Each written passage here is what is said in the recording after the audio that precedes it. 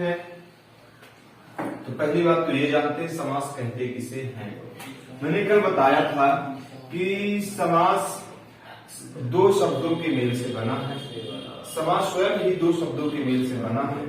एक होता है सम और दूसरा होता है आस, है ना। जिसका मतलब क्या होता है, सम का मतलब होता है छोटा, क्या होता है छोटा। आस का मतलब होता है कथन, है ना। छोटा सा अर्थात इसका क्या निकल आया, छोटा सा कथन, है ना। किसी भी बात को संक्षिप्त रूप में कह देना या किसी बड़े शब्द को छोटे शब्द के रूप में प्रस्तुत कर देना क्या कहलाता है, समास कहलाता है। ठीक, यहां पे हम अगर परिभाषा की बात करते हैं तो परिभाषा इसकी बनती है दो या दो से अधिक शब्दों के मेल से उत्पन्न, दो या दो से अधिक शब्दों के मेल से उत्पन्न एक नया शब्द समास कहलाता है। ठीक, या फिर इस प्रकार दे सकते हैं कि दो या दो से अधिक शब्दों के मेल से जो एक नया शब्द बनता है या परिवर्तन से एक नया शब्द बनता है उसे क्या कहते हैं, समास कहते हैं। ठीक है, समास। अब इसमें देखो कि यहां पे समास में हम बात करते हैं जैसे हिमालय, क्या है हिमालय। हिमालय का क्या है, समास विग्रह करना है। क्या करना है, समास विग्रह करना है। हिमालय का समास विग्रह जब हम करेंगे तो क्या होगा, हिम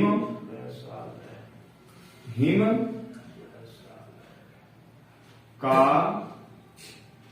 आलय, क्या होगा, हिम का आलय। हिम यानी बर्फ, है ना, फिर आलय यानी घर, तो बर्फ का घर। इसीलिए अब आगे अगर हम इसमें बात करते, देखिए यहां पे होगा क्या कि यहां पे शब्द आएंगे, क्या आएंगे, शब्द, क्या होंगे, शब्द। ठीक, और इसके पहले हमने पढ़ा था संधि, तो संधि पे हमने देखा था कि क्या आए थे, यहाँ पे वर्ण आए थे, क्या आए थे, वर्ण आए थे, और यहाँ पे क्या आया, इसमें शब्द आया है। ठीक है ना। तो इस प्रकार समास का मतलब होता है संक्षिप्तीकरण, क्या होता है, संक्षिप्तीकरण, अर्थात छोटा सा रूप।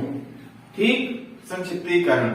उसके बाद बात करते हैं समास के प्रकार। ठीक, तो पहले परिभाषा लिखिए।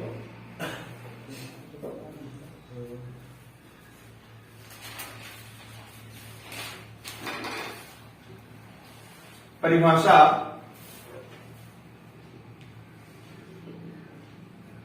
दो या दो से अधिक शब्दों के परस्पर मेल से उत्पन्न, है ना, परिवर्तन को या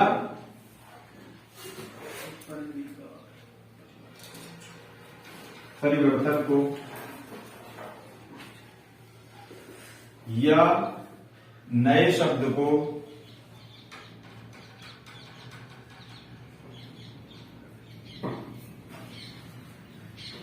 समास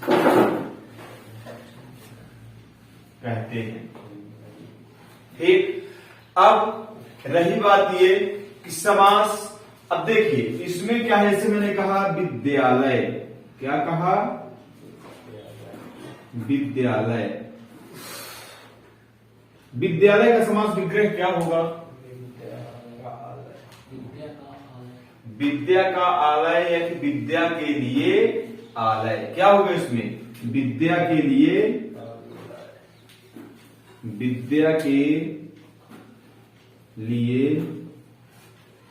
आलय, विद्या के लिए आलय, विद्यालय, है ना।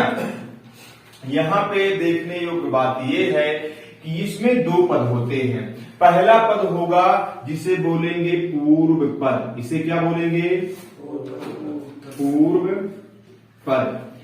इसे क्या बोल देंगे, उत्तर पद।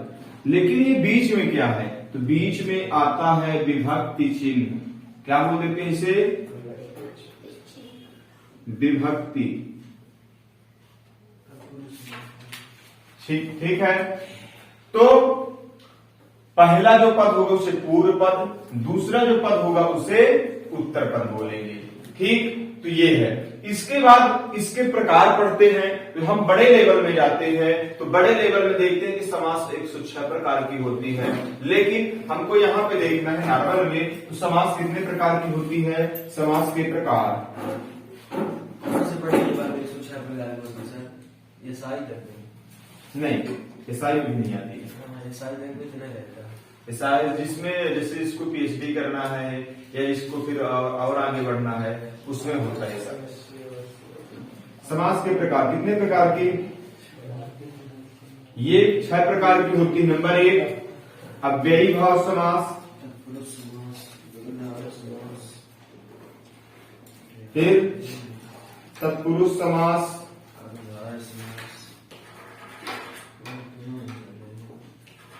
फिर नंबर 3 कर्मधारय समास, नंबर 4 द्विगु समास,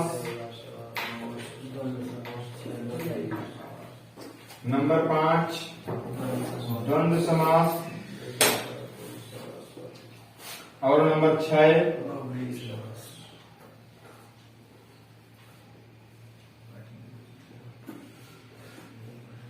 बहुब्रीहि समास। तो ये हो गए 6 टाइप, हमको इन्हें पढ़ना है और यहीं से आपके क्वेश्चन आते हैं। पहले नंबर पे बात करते हैं अव्ययी भाव समास। अव्ययी भाव समास, अव्ययी भाव की अगर हम बात करते हैं तो यहाँ पे अव्यय का मतलब होता है क्या, प्रधान। अव्यय का मतलब क्या होता है, प्रधान। ठीक है ना। अब देखो यहाँ पे अव्यय यानी ये जो, अगर यहाँ पे परिभाषा की बात करें तो यहाँ पे ये बन जाएगा कि इसका पूर्व पद प्रधान होता है या अव्यय होता है। अव्यय आ प्लस व्यय, इसका मतलब ही निकल रहा है आ प्लस व्यय। मतलब आ का मतलब क्या हो जाता है यहाँ पे नहीं, और व्यय जिसका व्यय ना हो सके, जिसका व्यय ना हो सके, यानी जिसमें लिंग वचन काल कारक किसी का भी कोई प्रभाव ना पड़े, उसे क्या कह देंगे, अव्यय, है ना।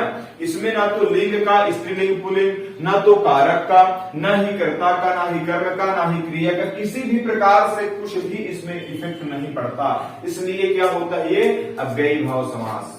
ठीक है ना। इसके एग्जाम्पल से समझते हैं। जैसे देखिए यहाँ पे दिया है भर पेट, क्या दिया है, भर पेट, है ना। अब यहाँ पे अगर इसको हम क्या होगा, इसका अर्थ अगर देखते हैं तो पेट भर, है ना। भर पेट का मतलब क्या हुआ, पेट भर, है ना।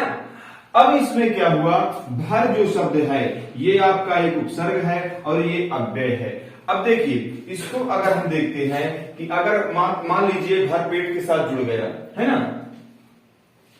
अब इसको अगर हम इसमें बात करते हैं तो किसी को कुछ हम खाने के लिए दिए या कुछ उसने खाया, ठीक, और या कि स्त्री के लिए हम बोल रहे हैं तो उसने क्या पेट भर खाना खाया, किसी स्त्री के लिए बोल रहे हैं तो उसने पेट भर खाना खाया।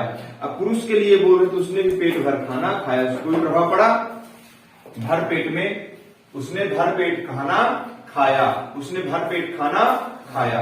ठीक, अब इसमें काल में गए तो काल में बात करते हैं कि कल भर पेट खाना खाया था, भर पेट खाना खाएगा, भर पेट खाना खा रहा है, कोई प्रभाव पड़ा भर पेट में, कोई इफेक्ट नहीं पड़ा। ठीक है ना। तो यहाँ पे यही होगा, इसमें काल, कारक, लिंग, वचन, इसका कोई इफेक्ट नहीं पड़ता है। अब इसके 2-4 वो होते हैं पहचानने के लिए, जैसे मैंने लिखवाया है, और क्या क्या होंगे इसके, अनु, आ, प्रति, भर, यथा, यावत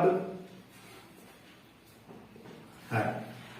क्या हो गया, अनु, आ, प्रति, भर, यथा, यावत है ना। ये इसके पहचान, ये अव्ययी भाव समास की पहचान है। यानी कोई भी शब्द होगा पहले ये लगे हुए मिलेंगे। ठीक, जैसे मैंने कहा प्रत्येक, क्या कहा? प्रत्येक। इसको देखो तो प्रति प्लस एक, अर्थात इसका मतलब क्या हुआ? हर एक व्यक्ति के लिए ये कह रहा है। अब प्रति देखो यहाँ पे आया है, प्रति प्लस एक प्रत्येक, है ना। इसी प्रकार अगर मैं कहूं आजन्म, आजन्म में क्या मिल जाएगा? आ मिल जाएगा। क्या मिल जाएगा? आजन्म में क्या मिल जाएगा? ये आ मिल गया।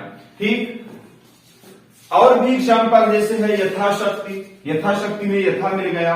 तो इसमें ज्यादा डीपली जाने की आवश्यकता नहीं है। इसमें बस बात यही है कि ये जो हमारे कुछ शब्द है ना, रातों रात लिखा है। हाँ, वो होता है, जैसे देखिए क्या होता है कि इसमें एक और इसका टाइप होता है रातों रात, दिनों दिन, बातों बात, लातों लात, ये होता है ना, बीचों बीच। तो इसका मतलब ये है, जैसे हम देखते थे कि रात दिन, है ना, बातों बात, लातों लात, लात ही लात में, बात ही बात में, रात ही रात में, इसका मतलब ये हो गया। ये जैसे हम क्या है उसमें पढ़ते द्वंद्व समास में रात दिन, उसके बीच में ये योजक चिन्ह है ना, लेकिन इसमें रातों रात, रातों रात, है ना, इसमें योजक चिन्ह नहीं रहेगा। क्या है योजक चिन्ह? इसमें योजक चिन्ह नहीं रहेगा। मतलब इसका रात ही रात में, दिन ही दिन में, बात ही बात में, लात ही लात में, तो इसका मतलब ये भी एक टाइप है। ठीक, तो आ जाएगा, अगर आता है तो बिल्कुल उसमें करना है। जैसे आ गया पल पल, है ना, कुछ कुछ, घर घर, द्वार द्वार, साथ साथ, कल कल, ये सब क्या है? इसके टाइप है ना। तो इसमें मतलब योजक चिन्ह नहीं लगा मिलेगा बीच में। ठीक, योजक चिन्ह बीच में नहीं लगा मिलेगा। तो ये इसके प्रकार है। और जो आपका द्वंद्व समास है, द्वंद्व समास में बीच में योजक चिन्ह लगा मिल जाएगा। ठीक है ना। मुख्यतया मेन इसमें ये है कि ये शब्द कहीं ना कहीं पहले लगे हुए मिलेंगे, पहले ही ये लगे हुए मिलेंगे। हाँ, कुछ एग्जाम्पल जैसे ये है, इनको छोड़कर, कुछ एग्जाम्पल जैसे ये है, इनको छोड़कर